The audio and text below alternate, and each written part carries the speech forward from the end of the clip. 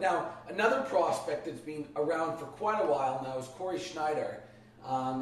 He was drafted, I believe it was in the mid-20s, 23rd-ish, 24th-ish. And, he's played well in Manitoba. No doubt. He's, been one of the better goalies there. But when he got called up to Vancouver last year in that short stint, he just didn't look like he had it. And then going into this year, Gillis was not confident enough to have him, behind the bench. That's why we got Raycroft, and we've had players like LaBarba as a backup last year. Do you think that it's the right strategy for a high prospect to get more playing time down in the minors? Or is it more beneficial to, sit on the bench and learn from a Bobby Lou and maybe only see 10 games of NHL action? It's a precarious situation. There's not an easy answer to this because we have the number one. There's no secret out there that Schneider is never going to be the number one here, as long as Luongo is healthy. So I think what Gillis is trying to do is look for the right deal. I think he's being patient.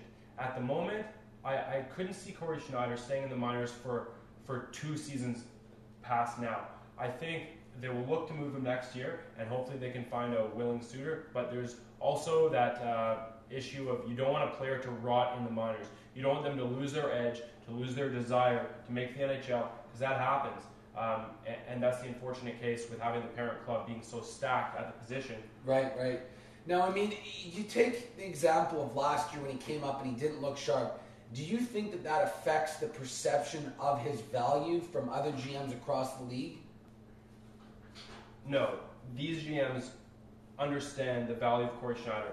They know that he is he's going to go on to have a great NHL career. And just the fact that he came up and played 10 or 15 games and looked only average, I don't think it affects the perception of him, because overall they look at the numbers and they're looking at the quality and consistency that he's done in the AHL, which speaks volumes to his character and his ability. So, no, I don't believe that his few mishaps in the NHL are going to affect him.